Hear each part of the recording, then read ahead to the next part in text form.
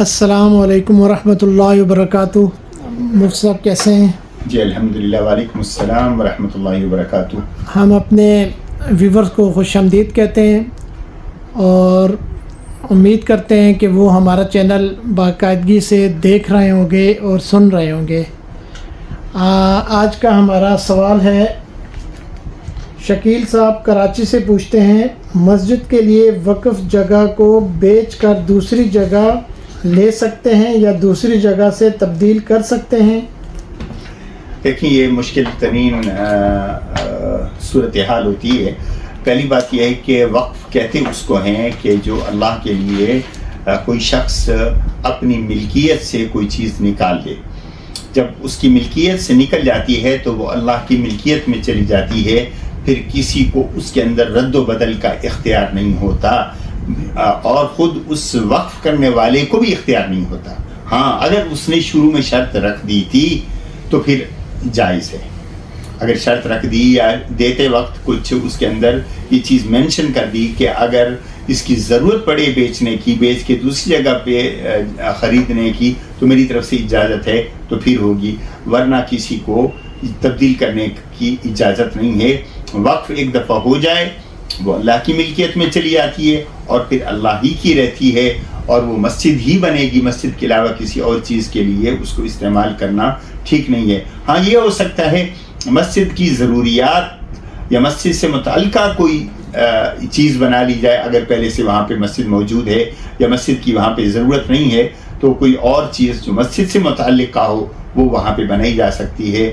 وقف کو تبدیل کرنے کی گنجائش نہیں ہوتی۔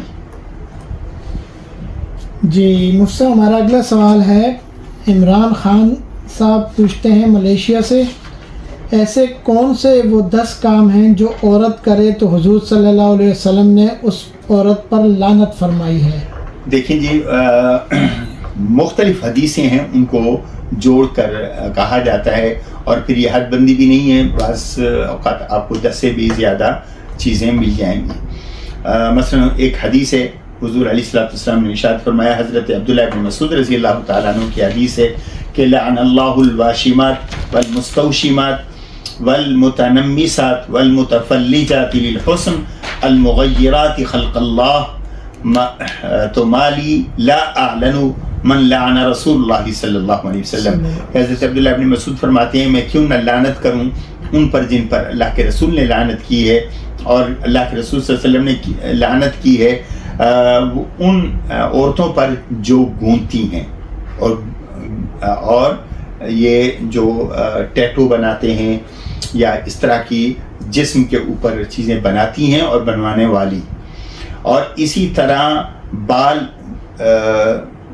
جو بال لگاتی ہیں، یعنی اور لگانے والی اور لگوانے والی دونوں کے لیے، اور اسی طرح متفلجات کہتے ہیں یہ دانتوں کے درمیان گیپ کرنا خوبصورتی کے لیے، یا جو جسم کے اندر کوئی تبدیلی کرتے ہیں خوبصورتی کے لیے، تو اس پر بھی لعنت فرمائی ہے۔ اس کے علاوہ بھی دوسری حدیث حضرت عبداللہ بن عمر کی ہے، الواصلہ المستوصلہ اور الواشمہ المستوشمہ۔ واشمہ کا لفظ پہلے آ چکا ہے، اور وہ عورتیں جو بال دوسرے کا بال اپنے بالوں کے ساتھ لگاتی ہیں بڑا کرنے کے لیے، ٹھیک ہے، ان پر بھی لعنت آئی ہے۔ اور اسی طرح کوئی اپنے خامند کو انکار کرتی ہے، اس کی ضرورت کو پورا کرنے کی اجازت نہیں دیتی بغیر عذر کے، تو اس پر بھی لعنت آئی ہے۔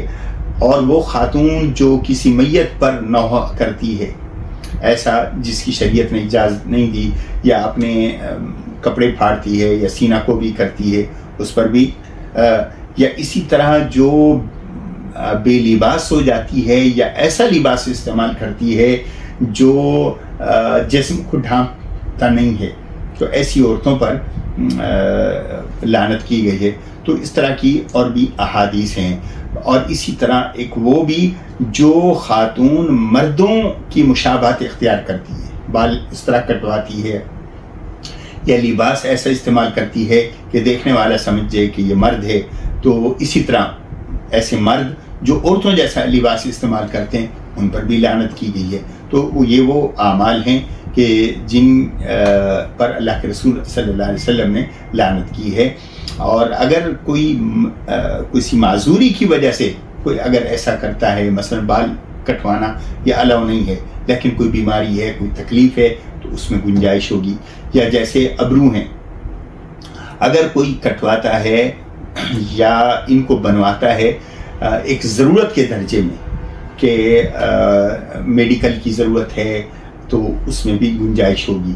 اور اگر ایسی ضرورت نہیں ہے خوبصورتی بڑھانے کے لیے، تو اس کی میں شریعت نے اجازت نہیں دی۔ جی عمران خان صاحب، امید ہے آپ نے مفتی صاحب کا تفصیلاً جواب سن لیا ہوگا۔ جی اگلا سوال ہے ہمارا ارشد علی کراچی سے، کیا میاں بیوی اکٹھے ایک باتھ روم میں غسل کر سکتے ہیں یا نہیں؟ میاں بیوی تو کر سکتے ہیں، ظاہر میاں بیوی دونوں، ہن لباس لکم وانتم لباس لہن، قرآن کریم نے ان دونوں کو ایک دوسرے کا لباس قرار دیا۔ لباس کے کئی معنی ہیں، ایک تو لباس جسم کو چھپاتا ہے، اور دوسرا لباس جسم کے سب سے زیادہ قریب ہوتا ہے، تیسرا لباس سردی ہو یا گرمی، موسم کی شدت سے بچنے کا کام دیتا ہے، لباس زیب و زینت کے لیے ہوتا ہے، انسان کی خوبصورتی۔ تو اللہ نے مرد کو عورت کا، عورت کو مرد کا لباس قرار دیا۔ تو میاں بیوی ہیں وہ ساتھ جیسے سو سکتے ہیں، رہ سکتے ہیں، نہا بھی سکتے ہیں، اس میں کوئی عرض نہیں۔ جی حسن علی کراچی سے پوچھتے ہیں، کسٹم میں پکڑی جانے والی اشیاء کی نیلامی میں خریدا جا سکتا ہے یا نہیں؟ اس میں بڑی تفصیل ہے بھائی۔ کسٹم میں جو چیزیں پکڑی جاتی ہیں وہ کئی طرح کی ہوتی ہیں۔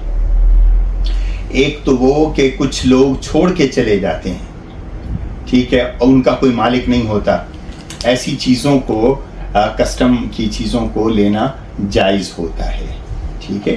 لیکن جس کی وہ چیز ہے اور وہ قیمت جتنی قیمت میں بکی ہے وہ کسٹم والوں کے پاس امانت ہوگی، کل کو اس کا مالک آتا ہے تو کسٹم والوں کا فرض ہے کہ وہ اس کو لٹا دے۔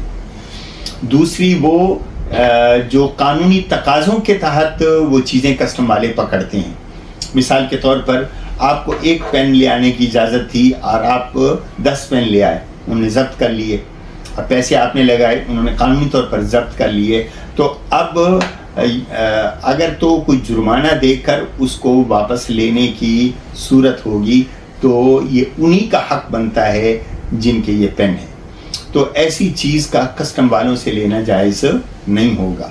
اگر پتہ ہو آپ کو کہ کسی انسان کی انہوں نے مال ضبط کیا ہے، یا انہوں نے اتنا کسٹم لگا دیا کہ کسٹم جس کی چیز ہے وہ چیز ہی چھوڑ کے بھاگ گیا کہ میں تو نہیں دے سکتا، ایسی چیزوں کو بھی لینے سے اعراض کرنا چاہیے، اس لیے کہ یہ ان کی چیزیں ہیں نہیں جو بیچ رہے ہیں، یہ ملکیت کسی اور کی ہے، تو یہ اپنے اس قانونی تقاضوں کی وجہ سے انہوں نے ضبط کیا اور اپنے پاس رکھا، تو اس لیے اس کی کوئی تفصیل ہے۔ ہاں البتہ کچھ ایسی چیزیں جو کوئی انسان خود چھوڑ کے چلا جائے اور اجازت دے دے کہ بھئی مجھے اب نہیں چاہیے، تو اب ان کو آپ لے تو سکتے ہیں، لیکن کسٹم والوں پر بھی شرعی تقاضے ہیں، یہ صرف خریدنے والوں پر شرعی حکم نہیں لاگو ہوتا، کسٹم والوں پر بھی شرعی حکم ہوگا کہ کسٹم والوں کے پاس اس چیز کی وہ امانت ان کے پاس ہوگی،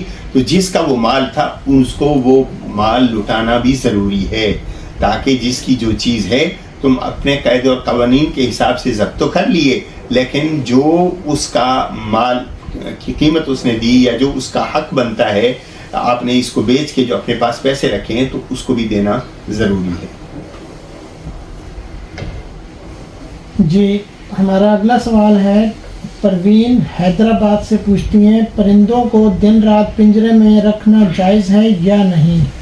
جو پرندے پالنے کے لیے استعمال ہوتے ہیں ان کو پنجرے میں رکھا جا سکتا ہے، لیکن اس کے لیے شرط یہی ہے کہ ان کی جو ضروریات ہیں، جو ان کے حقوق ہیں، وہ ان کو پورے ملنے چاہیے. مثلا پانی ہے، اچھے جو ان کا خوراک ہے اس کا اہتمام کریں، موسم کی سختی سے ان کو بچائیں. تو حضور صلی اللہ علیہ وسلم سے ثابت ہے، آپ صلی اللہ علیہ وسلم نے ایک بچے کو کہا تھا، یا ابا عمیر ما فعل النغیر. چڑیا تھی، ایک بچہ اس کو پالتا تھا، فوت ہو گئی، تو آپ نے اس کی تسلی کے لیے حضرت انس کے چھوٹے بھائی تھے، وہ پالا کرتے تھے. تو ان کی اس میں چھوٹے پرندوں کو پالنا اس میں گنجائش ہے، اور بس شرط یہی ہے کہ ان کے جو ضروریات ہیں ان کا خیال رکھا جائے. جی مفتی صاحب، ہم آج کے سوالات یہیں پر ختم کرتے ہیں اور اپنے ویورز سے اجازت طلب ہیں، اور اگلی ویڈیو میں انشاءاللہ ویورز دوبارہ ملتے ہیں. اس وقت تک اجازت دیں. اللہ حافظ.